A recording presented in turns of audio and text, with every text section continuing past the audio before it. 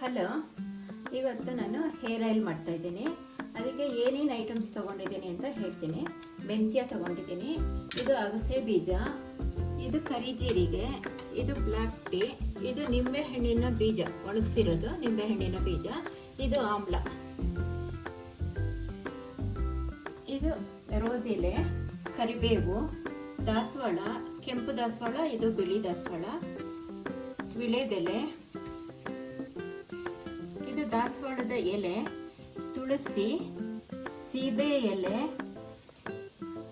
ಇದು ಭೃಂಗರಾಜ, ಇದು ದೊಡ್ಡಪತ್ರೆ, ಇದು ಬೇವಿನ ಎಲೆ, ಇದು ಇದು ಬ್ರಾಹ್ಮಿ, ಇದಕ್ಕೆ ಒಂದೆಲ್ಗ ಅಂತಾನು ಕರೀತಾರೆ. ಇದು ಬಂದು ಸದಾಬಹಾರ್ ಫುಲ್ ಅಂತ. ಇದರಲ್ಲಿ ವೈಟು ಪಿಂಕು ಎರಡು ಟೈಪ್ನು ಬರುತ್ತೆ. ನಾನು ಎರಡು ಟೈಪ್ ತಗೊಂಡಿದ್ದೀನಿ.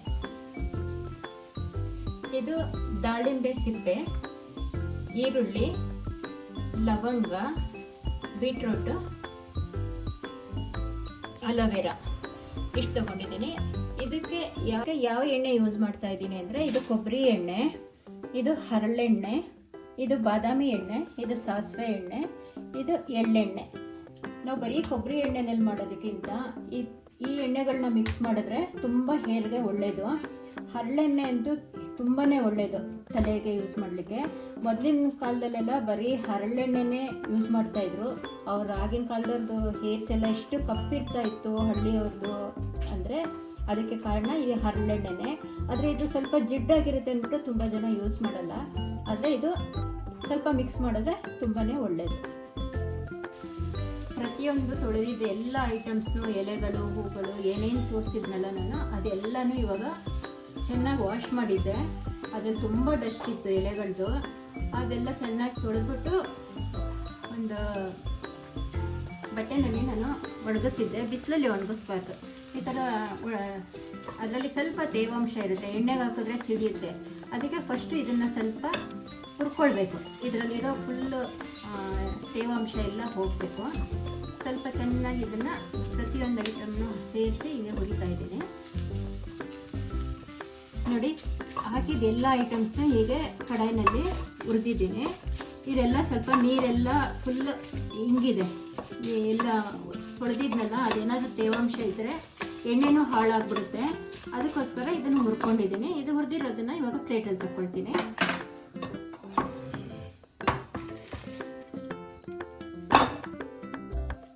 ನೋಡಿ, ಇವಾಗ ಮೆಂತ್ಯ ಹಾಕಿದ್ದೀನಿ. ಮೆಂತ್ಯನ ಹುರಿತೀನಿ.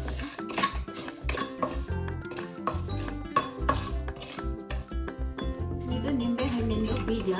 ನಾವು ಡೈಲಿ ನಿಂಬೆಹಣ್ಣು ಯೂಸ್ ಮಾಡ್ತೀವಲ್ವ, ಅದನ್ನು ಹಾಗೆ ಬಿಸಾಕ್ಬಿಡ್ತೀವಿ. ಆವಾಗ ನಾವು ಇದನ್ನು ಬೀಜನ ತೆಗೆದ್ಬಿಟ್ಟು ಸ್ಟೋರ್ ಮಾಡಿ ಇಟ್ಟರೆ ಈ ಥರ ಎಣ್ಣೆ ಮಾಡಲಿಕ್ಕೆ ಯೂಸ್ ಆಗುತ್ತೆ. ನಿಂಬೆಹಣ್ಣಿನ ಈ ಬೀಜ ತುಂಬಾ ಒಳ್ಳೆಯದು. ತಲೆ ಕೂದಲು ಬೆಳೀಲಿಕ್ಕೆ ತುಂಬಾ ಸಹಾಯ ಮಾಡುತ್ತೆ. ಇದು ಬ್ಲ್ಯಾಕ್ ಟೀ.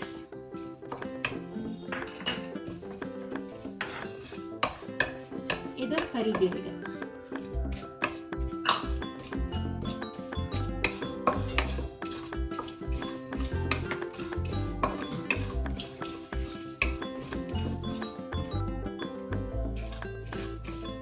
ಇದು ಅಗಸೆ ಬೀಜ.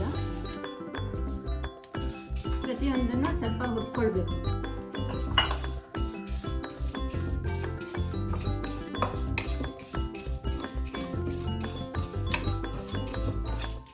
ಇದು ಬೆಟ್ಟದ ನೆಲ್ಲಿಕಾಯಿ. ಇಲ್ಲಿ ಹಾಕಿರೋ ಪ್ರತಿಯೊಂದು ಐಟಮ್ಸು ತುಂಬಾ ತಲೆಗೆ ತುಂಬ ಒಳ್ಳೆಯದು. ಇದು ಡ್ಯಾಂಡ್ರಫ್ ಇದ್ದರೆ ಹೋಗುತ್ತೆ, ಮತ್ತು ವೈಟ್ ಹೇರ್ಸ್ ಆಗೋದನ್ನು ತಡೆಯುತ್ತೆ, ಮತ್ತು ಹೇರ್ಸ್ ತುಂಬ ಶೈನಿಯಾಗಿ ಸಿಲ್ಕಿಯಾಗಿರುತ್ತೆ, ಕೂದಲು ಉದ್ದ ಬೆಳೆಯುತ್ತೆ. ಈ ಎಣ್ಣೆನ ವಾರದಲ್ಲಿ 2 ಸಲ ತಲೆ ಚೆನ್ನಾಗಿ ಹಚ್ಬಿಟ್ಟು ಬುಡಕ್ಕೆ ಚೆನ್ನಾಗಿ ಮಸಾಜ್ ಮಾಡಬೇಕು.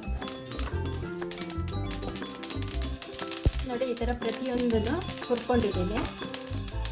ಅಗಸೆ ಬೀಜ ನೋಡಿ, ಚೆಟ್ ಚೆಟ್ ಚೆಟ್ ಅಂತ ಸೌಂಡ್ ಬರುತ್ತೆ, ಅವಾಗ ಆಗಿದೆ ಅಂತ. ಅದನ್ನು ಪ್ಲೇಟ್ಗೆ ಹಾಕ್ಕೊಂಡಿದ್ದೀನಿ. ನಾನು ಸಾಸಿವೆ ಎಣ್ಣೆ ಹಾಕ್ತಾಯಿದ್ದೀನಿ. ಸಾಸಿವೆ ಎಣ್ಣೆ ನೋಡಿ 1 ಬಟ್ಲು ತೊಗೊಂಡಿದ್ದೀನಿ.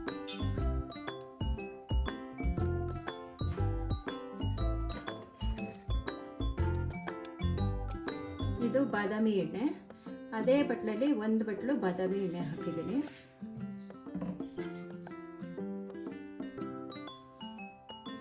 ಇದು ಹರಳೆಣ್ಣೆ. ಇದೆಲ್ಲ ನಾನು ಪ್ಯೂರ್ ಗಾಣದ ಎಣ್ಣೆ ತರಿಸಿರೋದು. ಹರಳೆಣ್ಣೆ ತುಂಬಾ ಒಳ್ಳೆಯದು ತಲೆ ಕೂದಲು ಬೆಳೀಲಿಕ್ಕೆ. ಇದು ಒಂದು ಹಾಕಿದ್ದೀನಿ. ಇದು ಎಳ್ಳೆಣ್ಣೆ.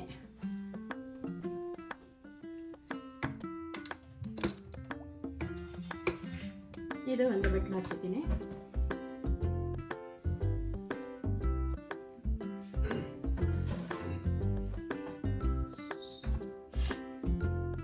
ಇದು ಕೊಬ್ಬರಿ ಎಣ್ಣೆ. ಕೊಬ್ಬರಿ ಎಣ್ಣೆನ ನಾವು ಜಾಸ್ತಿ ಹಾಕ್ತೀವಿ.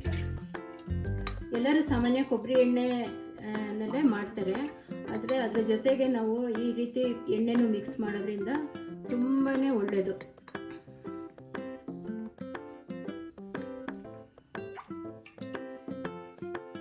ಎಲ್ಲ ಎಣ್ಣೆ ಒಂದೊಂದು ಬಟ್ಲು ಹಾಕಿದ್ದೀನಿ.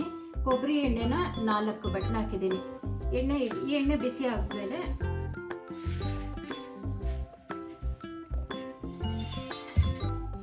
ನೋಡಿ ಕಡಾಯಲ್ಲಿ ಎಣ್ಣೆ ಹಾಕಿದ್ದೆ. ಆ ಎಣ್ಣೆ ಬಿಸಿ ಆಗಿದೆ.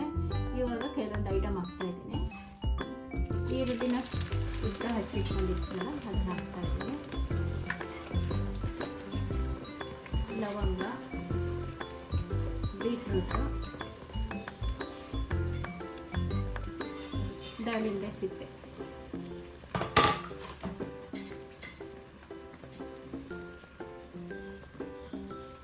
ಈ ಐಟಮ್ಸ್ ಎಲ್ಲ ಹಾಕಿದ್ಮೇಲೆ ಹೈಯಲ್ಲಿ ಇಡಬಾರ್ದು, ಉಕ್ಕೋಗುತ್ತೆ.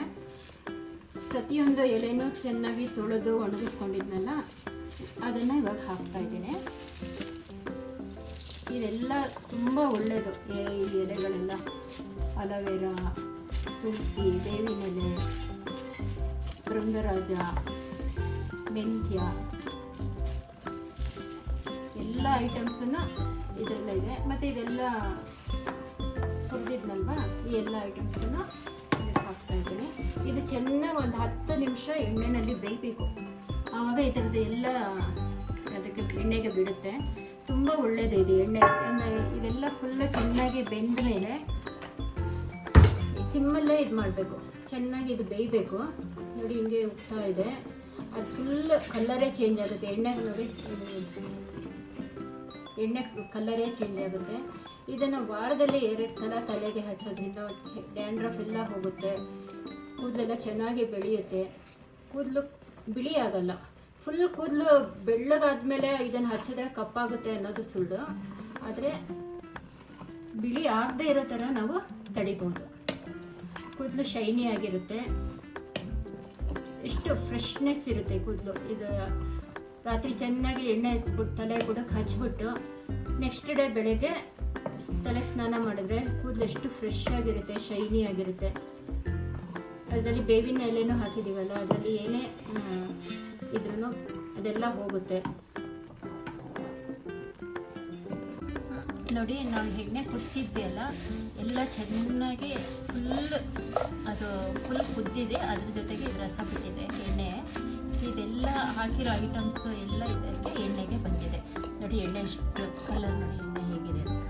ಇದನ್ನು ಇವಾಗ ಒಂದು ಬಟ್ಲಿಗೆ ಒಂದು ಕಾಟನ್ ಬಟ್ಟೆ ತೊಗೊಂಡು ಸೋಸ್ಕೋಬೇಕು. ನೋಡಿ ಎಣ್ಣೆನ ಸೋಸಿದ್ದೀನಿ ಒಂದು ಕಾಟನ್ ಬಟ್ಟೆನಲ್ಲಿ.